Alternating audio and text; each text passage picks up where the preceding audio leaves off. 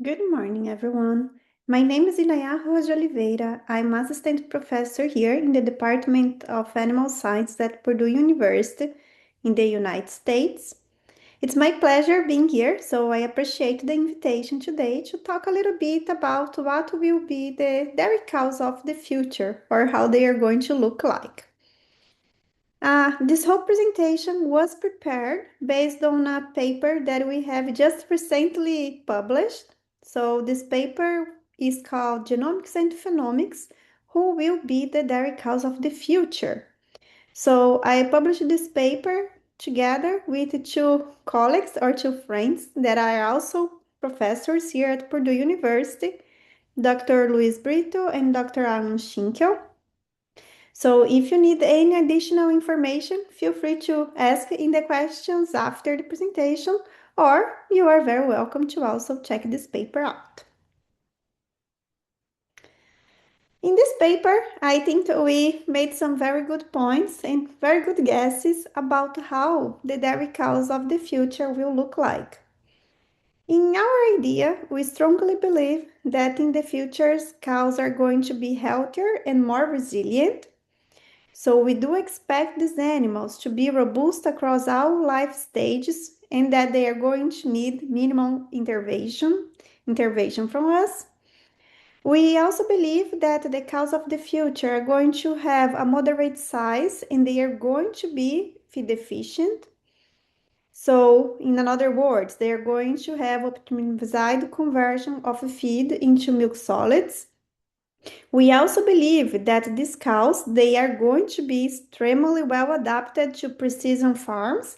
As we are going to see in the presentation today, we do believe that precision farms are the future, right? So these animals need to be adapted and they need to thrive in automated milking and feed systems. We also believe that these animals, they needed to be environmental friendly, right? Or environmentally efficient. They needed to have a lower methane emission and nitrogen excretion compared to animals from today. And we believe that these animals are going to be fertile and long-lived. They are going to have longer longevity compared to the animals from today. To understand why we made these guesses in that paper, I believe it's important to give you a historical context as well on how things have been changing over the last few years. This is important because if we understand what has been happening, it's easier for us to, well, understand if we are going in the right directions or not, for what we are hoping that it's going to happen in the future. So, for the historical context, it's important to talk about, right? Of course, when we started actually making selection of animals, we were just selecting these animals based on what we could see, based on their phenotypes, right? We were not recording records until 1960s. So before that, we were truly just looking at the animal and deciding which animals should be the parents of the next generation, without any specific information or the level of production that these animals had. We were mainly focused on production and type, right? Type, I think type traits or morphological traits were traits that were there since the beginning. So, and it was easier, let's say, to select for them because you could look at the animal and say if you like or not, if you wanted that color or not, that size or not. And especially for dairy cattle in this case, right? As we were raising dairy cattle since the beginning to produce milk, we were looking at the volume of milk production. It's important to mention here that initially we were not actually recording milk production. We were just trusting in our gut feelings, right? To know if that animal was a good producer or not. As a consequence of all that, we saw a slow genetic progress, right? Things were moving slowly. And the main reason for that is because I'm not sure if everybody here is familiar with that, so I apologize if it is, but I think it's important to bring and to repeat. right? That a phenotype of an animal is equal to a combination of the genotype, of the genetic content that that animal carries, plus the environment, which for us geneticists, I actually joke a lot with my students here at Purdue, that for us, the environment is everything that is non-genetic, right? That we cannot pass to the offspring.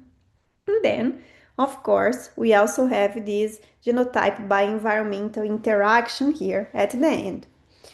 Again, when we were just focusing on the phenotypic part or the phenotypic appearance of animals, we were not having any influence on the genetic content, on how good the alleles that animals were carrying was, right? So this made the genetic progress quite slow. Things improved after 1960s or in the 19th century because then we started to actually measure traits, which, well, was a big change, right?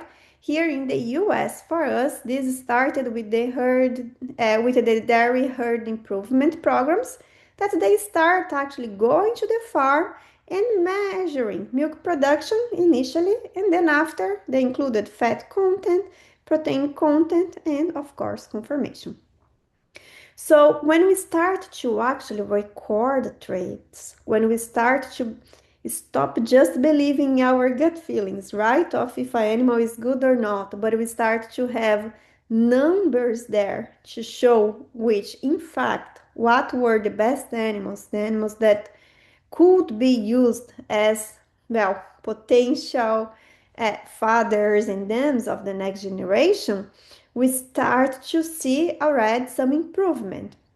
And as we included this information in the breeding programs and we start to use this phenotypic information together with the pedigree information in the genetic analysis, we start to see a quite fast and robust genetic progress, especially for milk yield, which was the main trait that we are selecting for. So since 1960s, more or less, right, 1957 here, we can see that milk production increased a lot per cow per lactation. Again, this is a combination, right? As we start talking about in this presentation, the phenotypic expression of any trait is always a combination of this genetic part plus the environment. So this change, this increase in production that we were seeing, it is from this combination of genetics and also the environment of the changes in management over the years. I like to show this plot, and as we have here, because I think it's easier to observe that, again, it is a combination, but genetics plays a very important role there, right? So this increasing milk production here is very large, and again, a large part, I would say about 70% perhaps, is due to the genetic component of the animals, due to the genetic selection that we were making at the farm levels.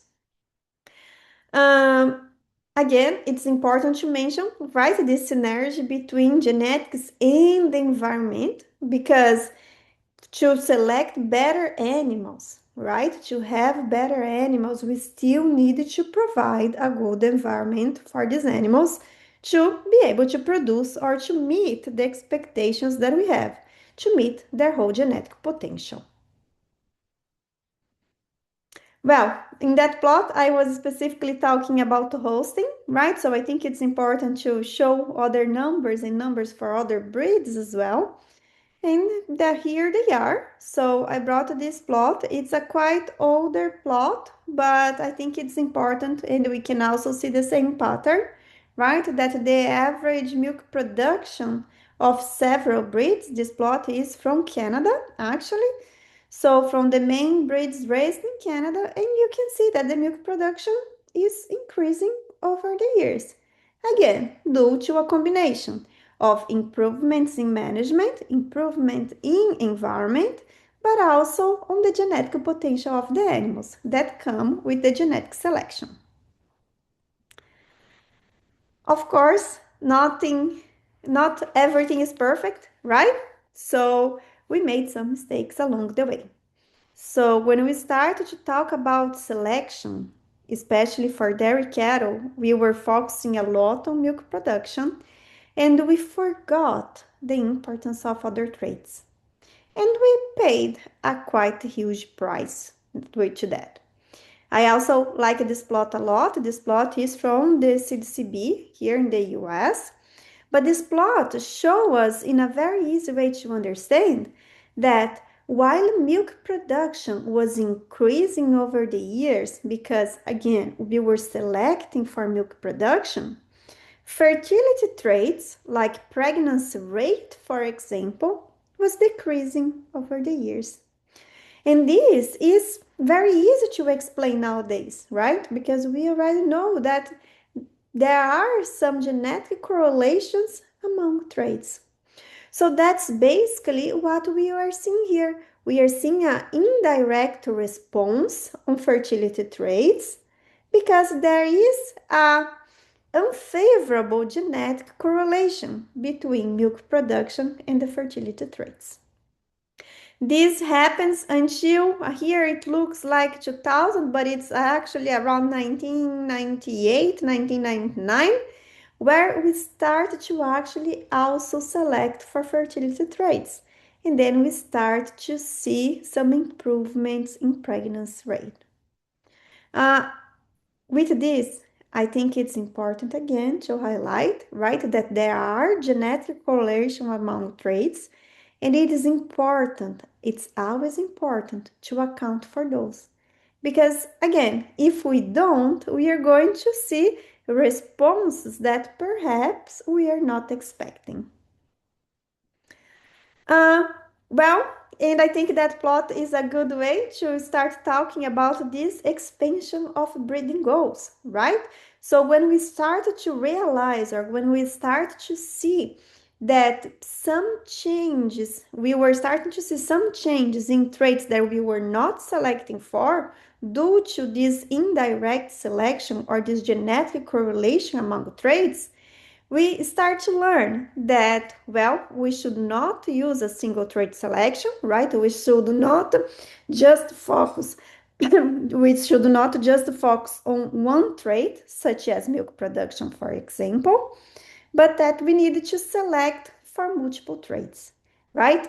Nowadays, we do that through the selection indexes, so we are able to build indexes that are going to take into account several traits at the same time, and also their genetic correlation. This is extremely important. We are going to see that the number of traits that we are selecting for change a lot over the years, and it continues to change. So nowadays we are selecting for animals that we are trying to balance more production with health, fertility, longevity, and also welfare.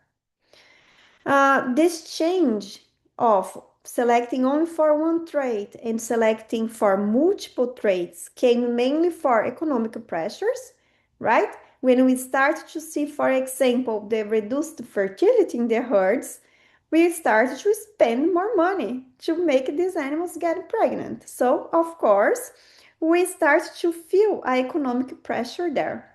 And also, there is also the society expectations, right? So we are always increasing our standards for animal welfare and environmental sustainability nowadays. So we are going to see that we are, again, changing the traits in the selection indexes and always including new traits that might be important or that will eventually be important for the society in the next coming years. This is another plot that I also like a lot. It's from a paper from Dr. Filippo Miglior from 2017, where they show in a very easy way to understand this changing the number of traits being selected for over the years, or the categories of the traits. Again, initially when we start practicing selection, we were basically just focusing on production and conformation. And then more recently, we start including other traits in the selection indexes as well, right? So we started to include longevity, calving, workability, health, fertility, and nowadays we are going to see that there are other traits also being included in the selection indexes. We are, again, starting to select for animals that it's more balanced, right? That an animal that might be good enough for several traits, instead selecting for an animal that it's the top animal for one trait and disregarding the others. The challenge that started, right, when we are quite together with those changes, increasing the number of traits in the selection index, was that many traits that we were interested on, they were difficult to measure and they have low heritability. As lower the heritability of a trait is, it means that is lower the genetic response is going to be. I think it's important to talk about that here and also highlight this idea because I do hear a lot of people actually mentioning that, well, if the heritability of the trait is very low, we should not select for that. And this is not actually true, right? If the heritability of a trait is low, the only meaning, the only interpretation that we should have for that is that we do need to select for this trait longer, right? We will need more generations to actually start seeing a result from our selection. Things with these traits that are difficult to record and that they have low heritability, they improved a little bit starting in 2009 when we start the genomic revolution, right? So in 2007, we had the first commercial SNP panels developed, and then in 2008, 2009, the first actual genomic evaluations, the first evaluations using genomic information. Just to make sure that everybody here is in the same level, right? So whenever I'm talking about the genomic information, what I'm talking is about looking at specific markers through the DNA of the animal.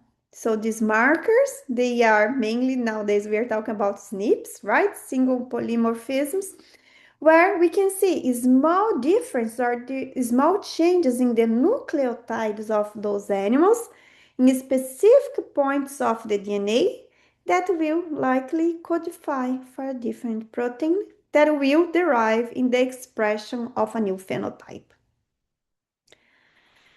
This is important because, again, before genomics, what we had, we were just using the pedigree information that we had. Again, it worked great. It allowed us to make a lot of genetic progress, but, well, it was quite difficult for the traits, again, that were lowly heritable. It's easy to understand. I really like this example because I think it's easy for us to actually see what is going on.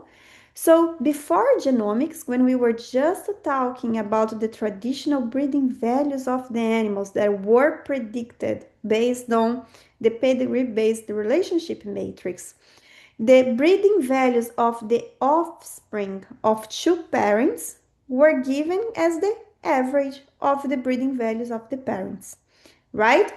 Before these animals have their own phenotypes. I mean, actually using the swine species here, right? Just because I think it's easier for us to see, as we might have several piglets being born at the same time from the same dad and the same dam.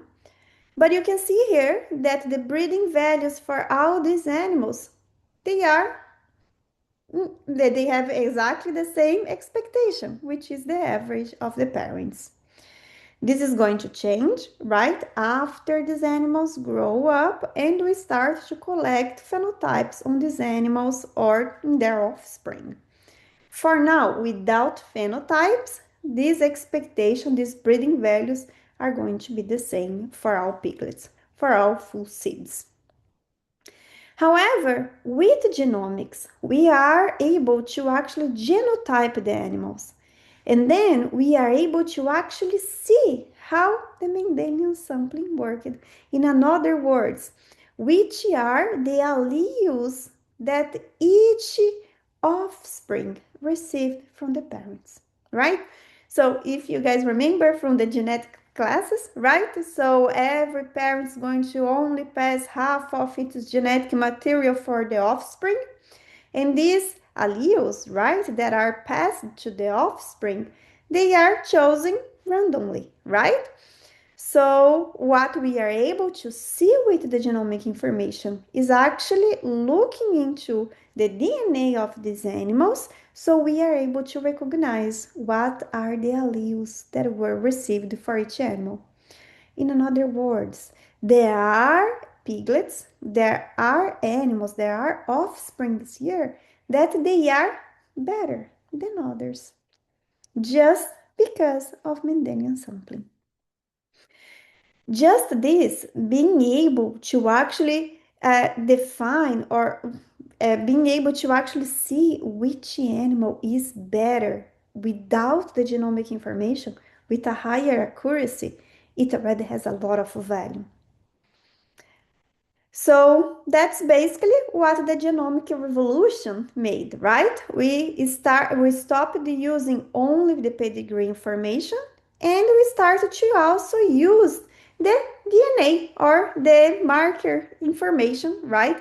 In, for example, GBLUP models, in the genomic models, or in a model that we can combine the pedigree-based information with the genomic information.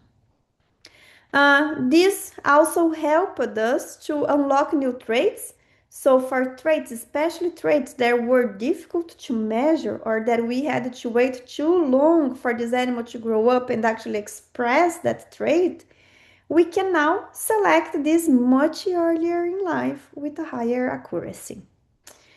It's also important to mention that this accelerated the genetic progress, right? Because we were able to reduce the generation intervals and increase accuracy. Easy way to explain this last part is the breeder's equation, right? So, of course, I do not expect you guys to know that on top of your head. But in summary, what we say is that the genetic gain it's going to be given as a multiplication or a component that is going to take into account selection intensity, accuracy, and genetic variability that you have in the population, all divided by the generation interval. In general, with genomic information, we can increase our selection intensity, we can increase the accuracy of the breeding values, and we can decrease the generation interval. That's why, again, genomic evaluations, or when we include the genomic information, we might speed up the rate of genetic progress. We increase genetic gain. This is an example of these genetic gains that I'm talking about. This plot is from LactaNet, which is the official organization in Canada that performs all genetic and genomic evaluations for dairy cattle in the country. And we are seeing here the responses in two main selection indexes that Canada uses, the LPI and the ProDollar. So what I want to show here is that, well, as you can see, we were having genetic improvement on the selection indexes as a whole, right?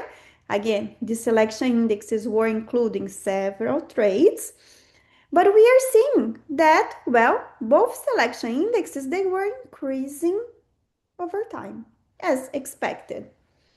But as you can see here, and there is this line to make it easier for us to look at in 2009, starting in 2009, this rate of increase is much sharper, right? So it's going up much faster than before. What happened in 2009? First, genomic evaluations. So I think this is a practical proof that well, when we start to use genomic evaluation, when we start to use the genomic information, we speed up the rate of genetic responses. These traces here is just what was expected, right? We were expecting to keep following basically the same trait. This is a linear model here, but we are seeing now expected or this rate of genetic progress being faster. So more changes in the selection indexes in the genetic merit of the animals over time. I can keep talking more and more about genomic information, right? About genomic selection. I'm very passionate about this topic. I think there are several advantages of including genomic information in the breeding programs. For example, again, if we can correct pedigree errors, we can better estimate breed composition of animals, we might be able to perform strategic culling earlier in life because again, we know which animals are the worst animals that should be removed. You don't need to spend time keeping those animals until they have their own records. We can also use genomic information to better estimate inbreeding and then therefore also to perform optimization of matings. And again, we can improve the genetic gain, especially for traits that are difficult to record or that we need to wait too long to record them. But this is not the goal of this presentation, right? So I think we also need to keep moving, because all this is to have an idea about the history of what has been done, right? And what are the changes that we are seeing so we can make good guesses for the future. So if we talk after or perhaps quite together to that end of the genomic information inclusion, because now it's quite popular already, right? It has been here since 2009. We started what we might be able to call the phenotypic revolution. So we are able to improve our phenotypes because we are using new technologies, new equipment that became available. And then we are able to also derive new indicator traits that might be easier to measure and to predict better or complex phenotypes. Example of these technologies that I'm talking about that are already available in commercial applications are, for example, the automated milking systems, right? That a large number of farms, at least here in the US, they are already using these automated milking systems. The wearable sensors, the accelerometers, and the activity collars to track animal activity and behavior, rumination time, and also computer vision, right? Just based on images or on videos that we can gather from these animals, we are able to score body condition, lameness, and also feedback behavior. Of course, right, the research tried to do this phenotyping in a deeper level. So there are researchers already working with phenotypes that might be even more accurate. For example, here at Purdue, we have been working on the development of a sensor to measure methane emission straight from inside the rumen. So we don't need to wait for the animal, right, to breathe or to burp for us to be able to record the methane emission. Well, and these new sensors or this new technology that is available nowadays, it's allowing us to actually look at novel traits and to select for traits that, well, it was not possible before. For example, now we are able to breed animals for resilience, or we are very close to that. For example, let me define resilience first, right? Just to make sure everybody is together on that. So whenever we are talking about resilience, we can define resilience as the capacity of an animal to be minimally affected by disturbances or to rapidly return to the state per disturbance. In other words, as faster the animal returns to the original production level after a disturbance, well, more resilient this animal is. We are now trying to measure something that before it was invisible for us, because again, we were looking at sporadic phenotypes. For example, for milk production, we were looking at productions weekly if we were lucky, right? Sometimes we were looking at monthly milk production of a cow. So we were looking at one test day, and then after 4 weeks, we would have another test day for this animal. Now we have basically the milk information every single day, 2-3 times per day. So it's easier for us to recognize when something happened, right? When a production dropped due to, well, any reason, but we are able to track this down in the data sets.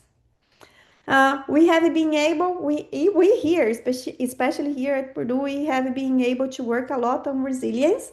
We are thankful for Dr. Brito. So he really likes the resilience topic. So he has been focusing a lot his efforts on that.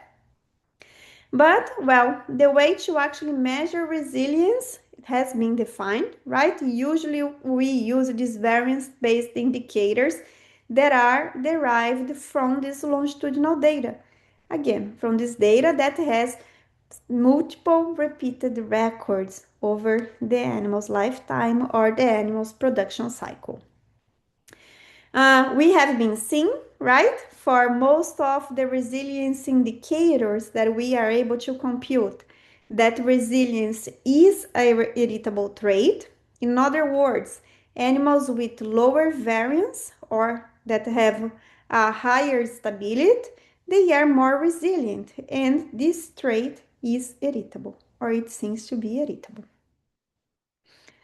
Another point is health and heat tolerance, right? So the production trade-off, we already know that the intensive selection that we made in the past for milk production has likely increased the metabolic heat production of the animals, making animals that produce more being more sensitive to thermal stress.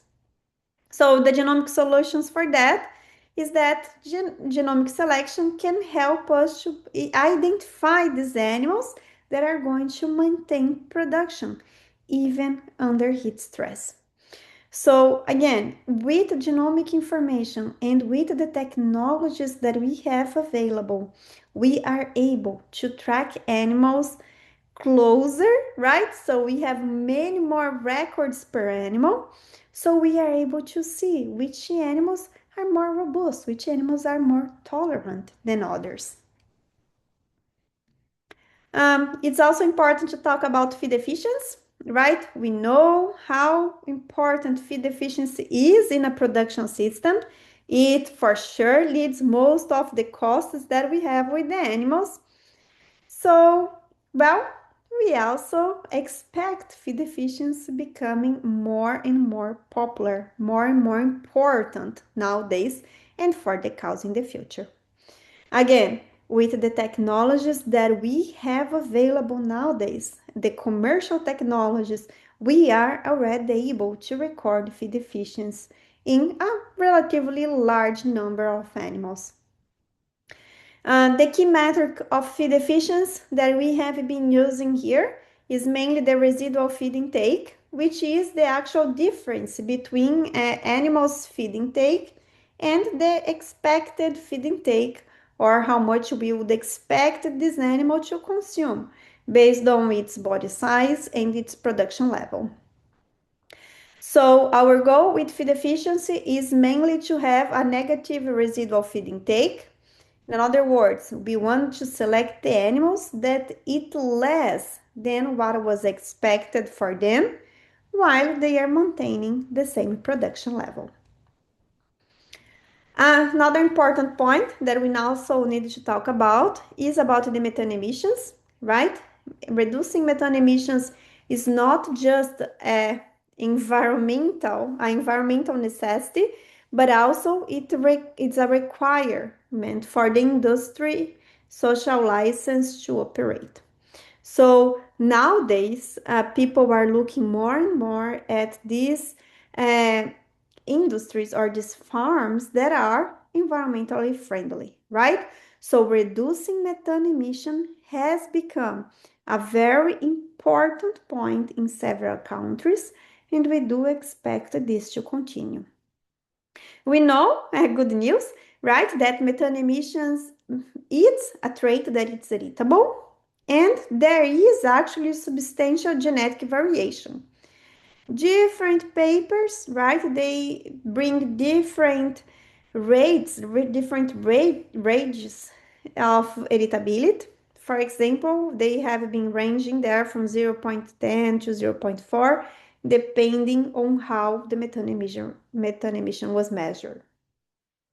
It's also important to mention that whenever we are talking about methane emission and also feed efficiency, right, we don't want to bring any yield penalty. In other words, we want to target methane, we want to reduce methane emissions or methane intensity, for example, which is more commonly used nowadays, but without compromising productivity. So again, two animals with the same production level, you want to focus on the animal that is producing less methane or less impact to the environment. This cumulative genetic progress can permanently reduce the carbon footprints over generations, right? Keep in mind that whenever we are talking about genetic or genomic selection, we are talking about changes that are going to accumulate over generations.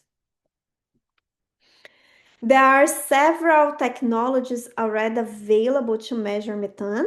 The problem in general with them is that, again, methane is a trait that it's difficult to measure.